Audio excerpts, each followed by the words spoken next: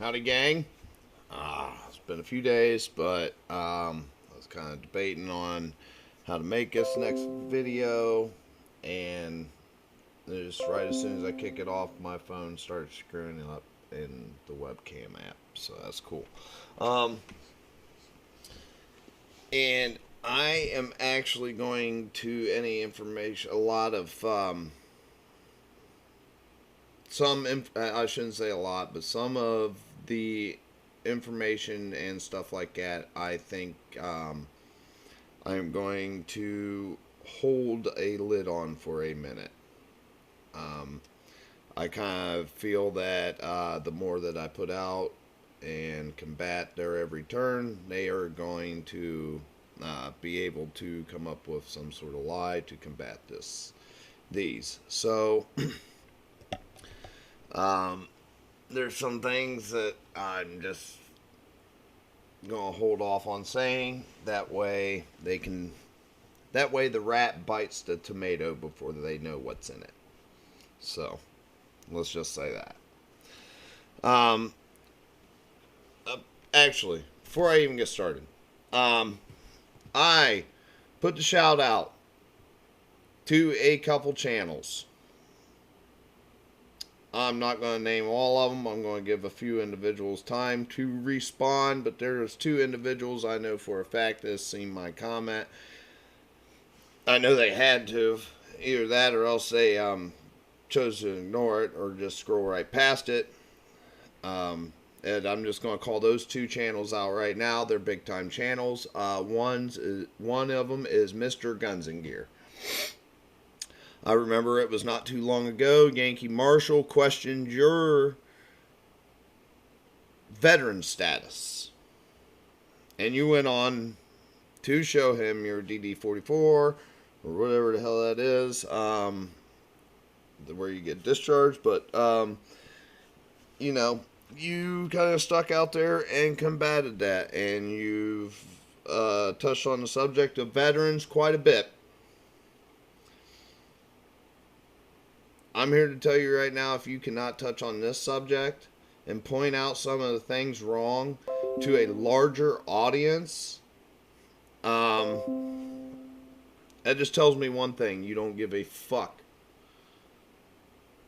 about anybody else except for your personal persona that you put out on your big channel. And I get ads all the time now. You fucking selling these fuel. You got sponsored by some fuel filter commercial. We all know what the fucking fuel filters are.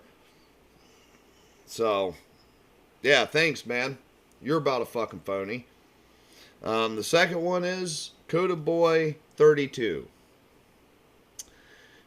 Mr. At the end of every fucking video, you want to talk about supporting the veterans and the men and women in uniform and God bless them and this, that, and the other. And here was your chance to reach out to me and get some information and do a little good deed yourself and get this story out and about. And you have refused. I know that you received a text message about this. I know you received email about this. I also know that you have seen comments in your videos about this. But it's nothing new. All you guys are after your own fucking persona. That's all you want to do. I do not have the subscription.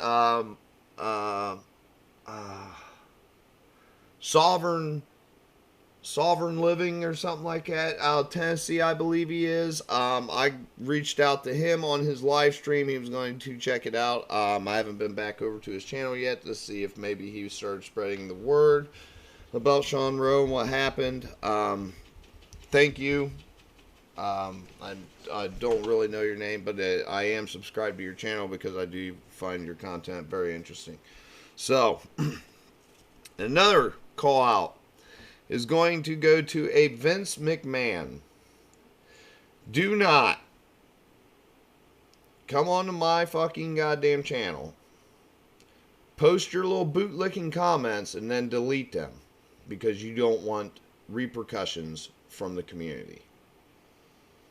have the balls to leave your fucking comments. This also goes to the dude of life. You also have done this. I noticed an individual today done it, but I honestly don't know why he would have deleted his comment. And how I know you guys are deleting your comments is because I cannot view them on my studio portion of YouTube.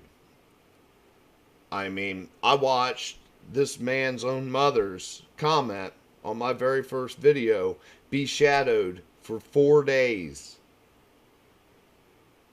4 days it was shadowed. I had to go back and check to see if it was even still up. I had to go back over to YouTube Studio just to see if it was still up, and it was. They were just shadowing her for some odd reason. So, if YouTube want to continue to leave comments, leave them. Have the balls to leave them up. Don't just come in with a snippet. And Vince McMahon, I did read that article. And I noticed you didn't want to bring up the radio podcast that he did in Jacksonville, Florida. You just want to bring up the Fox News reporter.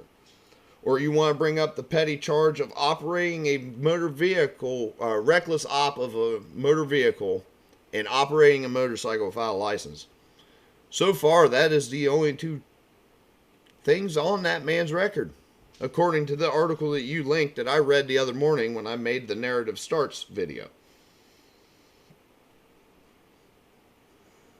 What you want me to continue on, talk about when he was walking close to a sidewalk, he was in a yard in some big old bunch of condos out in Florida, and a cop told him he was on private property, so he walked over to the sidewalk, got on the sidewalk, and said, "There, I'm not on private property anymore," and continued walking. Both of those charges were dismissed because clearly another police officer thought they had the authority just to go around and boss and push people around. So those also were dropped. Vince McMahon. So, there's all that out of the way. So let's get back, let's get on to the video and what I got for you guys now. As you guys can see, this is the front portion of the A-frame house. We can see the holes in the window here, holes in the windows there. There's another couple holes we cannot see over here. We can see the structural damage from the outside of where they rammed his garage with an armored vehicle.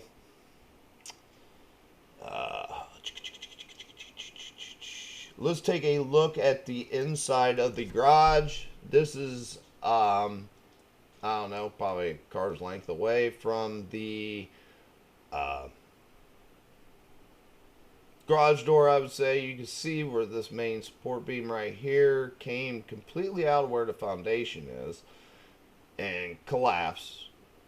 Collapsing the door, collapsing door opener. It looks like it rammed part of this up into the ceiling. There should be another close-up of this. It would be right here. So now you can really start to see the structural damage. I mean, you can see light right here through where they crashed through this portion of the house. I mean, took his whole beam out. That looks like a steel beam right there. Took that all out. Just jeopardizing the structural integrity of the front of the house right here. Alright, let's take a look at the back of the house. This window here is in the back of the house. What you are looking at is holes in the screen from where they pretty much surrounded the house and started pumping rubber bullets into the house. They weren't trying to stop him from doing something. They weren't stopping him from advancing at them.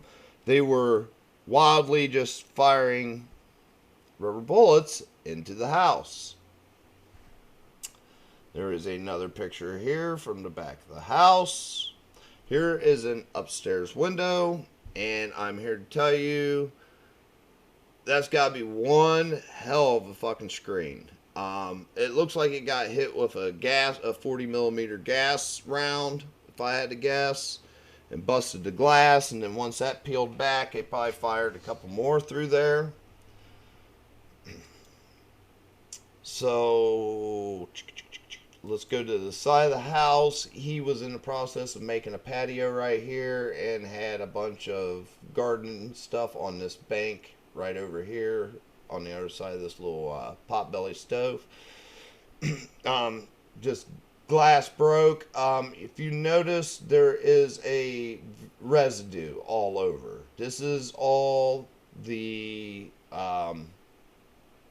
tear gas or whatever additive that they used.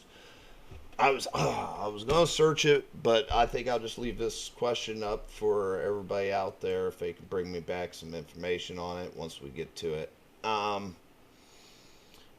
Okay, let's just check this out. You can notice this is actually where we were viewing the drone footage and the still photos I got of the drone footage and the muzzle flash from the SWAT team members.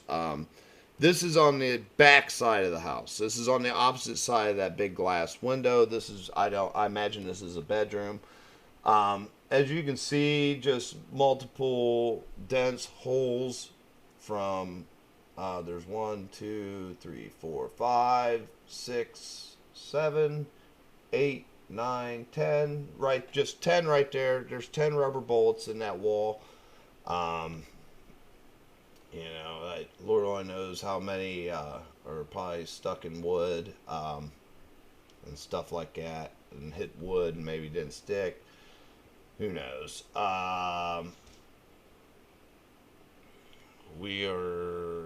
This is the glass window behind. When we were watching the drone footage, this would have been the glass window that was behind Sean, right next to the door. You can only see where one 40 millimeter gas round hit the windowsill right here. It looks like there might have been another spider webbing started right here. So that might have been 2 gas rounds, but we can't really say for sure on this one because I can only see the indentation on the side of the glass from the one. So we are up to 1, 2, 3 at least into this house. Let's go to another frontal view. Okay, and here you can see this is the window that we witnessed the muzzle flash in. You can see where one of the gas rounds hit the windowsill and went off, however, or shot its stuff out, however it did. You can see another spider webbing here, and then another one here. It's hard to tell if this is one or not. I imagine that could have just been a chunk that broke out, but definitely something hit here and something hit here. So there's 2 more. We'll go safely. We're at 5 40 millimeter gas rounds. And then right here, this is the door that they shot Sean as he was on the balcony, which at the time was open.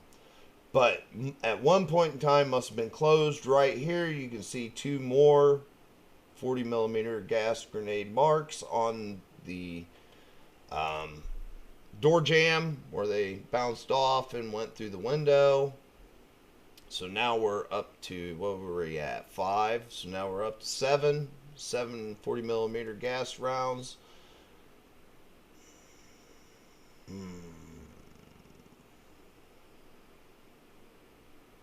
Here's another photo. Okay, you can see right here there's a hole. That's where another place they shot one in. So we'll go with 8 rounds total of pepper gas. I mean, you can see it literally on the glass right here, where he was wiping it off. I mean, that's how much was in there. Not sure what this residue is here on the lounge furniture. Can't really tell. Very hard to tell. Um, right, I do not think this is blood, by the way. But this is the two bullet holes we watched form as Sean was falling to the ground inside his house. Okay, anything we haven't looked at yet? This photo right here is roughly about where the SWAT team members were standing when they opened fire at Sean as he ran across this way. And I don't know, maybe they started shooting rubber bullets at him and he turned around and come back, but tried to get through the doorway and they gunned him down. So, and this right here is the doorway. We can see to the two 40mm marks. This right here, people, is blood splattered. This did not happen as Sean was already through the door because it would not be on this side of the door jamb. You can see where the splatter was coming as he ran through the door. This very well could be another bullet hole or mark. And clearly right here was where Sean fell. So, now the question of the hour. Anybody, I'm going to do some research into this too. But here is one of the gas devices used. If it looks like some charring up here, so I don't know if these are incendiary gas devices or non-incendiary. So if anybody out there in the YouTube world or in the comment section researches out and finds out, if you could comment the make and model of this gas device for reference, because I mean, as you can see, this is a pretty much wooden structure house. Hardwood floors, hardwood everything in there. So with them shooting an incendiary gas device into this house, which we were up to like 8, I believe, 8 of these they shot in, you know, they were not too concerned, if these were incendiary devices, that is, they were not too concerned about starting any fires. So, but there was quite a few things rummaged through. It's funny, a lot of the stuff was paperwork that was rummaged through. Hopefully that copies of that get recovered, so that way none of it disappears. So here's fingers crossed on that. But yes, if anybody out there knows what type of gas device this is, please let me know. That looks, I mean, man, it looks like pretty big for a 40mm, but I mean, it might just be the size of the photograph that makes it look bigger. So please comment in the comment section and let me know make and model of this thing if anybody finds out before I do. As far as I know, people, they are still searching for legal help. And don't forget to, I'm yet to receive an email back from the Attorney General, so it looks like I'm going to have to send out another email his direction and probably call tomorrow and see what's going on. Don't forget to just start spamming them with emails requesting that this gets an in-depth investigation, especially into the conduct used by law enforcement here. I don't know what the protocol or the maneuver is called when you ram your armored vehicle into the building, jeopardizing its structural integrity. But I would very much be interested in knowing that, especially if Dude of Life and Vince McMahon want to be little bootlickers. Please come back and tell me what specific name they have for that maneuver. It'd be nice of you guys, and leave your comments so I can read it, and everybody else can too. So, but that's right now, people. That's all I got for you. As far as I know, his wife is still being held, and that brings me to my last subject I'm going to touch on. You know, when events like this happen, people are so quick to say, those were the bad cops. Those were the bad cops. Every time. This could happen 7 days a week, 365 days, and people would still have it in their cognitive dissonance that this is just the bad cops. When the fuck is the good cops going to be on duty? Is my question. If we're going to sit here and play good cop, bad cop game, when is it the good cops are going to come on duty? Better yet, when is it these good cops are going to stand up and start speaking out about the conduct of their fellow co-workers, if they're good cops? There should be all kinds of police officers standing up. There should be all kinds of veterans standing up. There should be all kinds of retired police officers, ex-police officers, corrections officers. There should be judges, lawyers galore standing up and speaking out. If you are one of these good cops, please do your fucking duty with the little bit of moral fiber you have left in your body after violating people's rights for so long, and stand up and start saying something. Today is the day. Because those of you that sit back and watch us go down and say nothing and know you could have stood up and said something, there will be a nice spicy seat in hell for you. I can guarantee you that. I'm not a religious man. By no means. But if there's a heaven and there's a hell, which, if there's a heaven, there had to be a hell, correct? I am almost certain there is chairs with your guys' names on them. Especially Paul Webb Jr. and Rod Roos. So, that's all I got for you all. I try to keep you posted on, I'm going to kind of keep from making spoilers. I'm just going to throw quotations around that, spoilers, so that way these dinguses go ahead and they start making their stories stick, because, I almost forgot. Wanted to discuss that too. I do believe the medical personnel and the hospital too are also lying.